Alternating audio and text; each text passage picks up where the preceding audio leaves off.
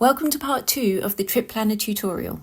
This video will focus on how to add sites and custom points of interest to your trips. After part 1, setting up a trip with a start and end location, we can now start building out the sites within the trip. There are 2 methods to handle this process. First, we will cover the controls from within the Trip Planner menu. After setting your start and end location, you can tap the Add Trip Point button located between the start and end location pins. You can then select Add a Stay, which allows you to select sites listed within the Camps app for your trip, or you can choose to drop a pin if you would like to set a custom location not identified by a site market in the app. This could be a stopover in a town where you are not staying but just travelling through, or custom stops like visiting family or friends on your travels. Pin drops for custom locations have the same control options as start and end locations, allowing selection of street addresses, current location, or map pin drops.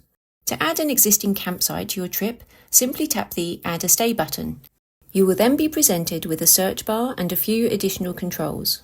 If you know the name of the site you wish to add to your trip, simply type the site name into the search bar to see related search results. After selecting a site from the list of results, this will automatically add the site to your trip, plot the route and return to the trip menu for additional sites to be added. When adding a new stay, you will also see the option to select from your favourite sites list. Simply tap the love heart icon at the top of the page to view your favourite sites, then tap the site you would like added to your trip. If you are not sure of a specific site's name, you have 2 more options available. Firstly, you can type the name of the town, city or suburb into the search bar. In this example, we will use Gympie. The results displayed will first show sites relating to your search term, which can be added to your trip by tapping the site name. At the bottom of the search results, you will see red location pin markers relating to your search term. These will add this town as a pin location in your trip. This can be useful when setting a preferred route through a town you would like to visit.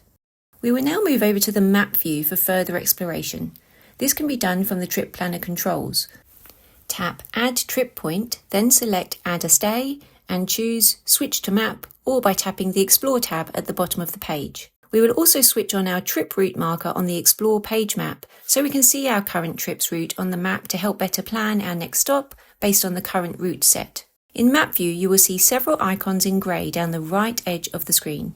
The 4th option down the edge is the Trip Planner briefcase icon. We will now tap this button so we can view our route on the Explore tab map. From this menu, you can choose to show all of your trips, hide all trips, or select a specific trip to display exclusively. In this example, we will just select the current trip we are working on. Make your selection, then tap the X in the top left of the menu to return to the map view.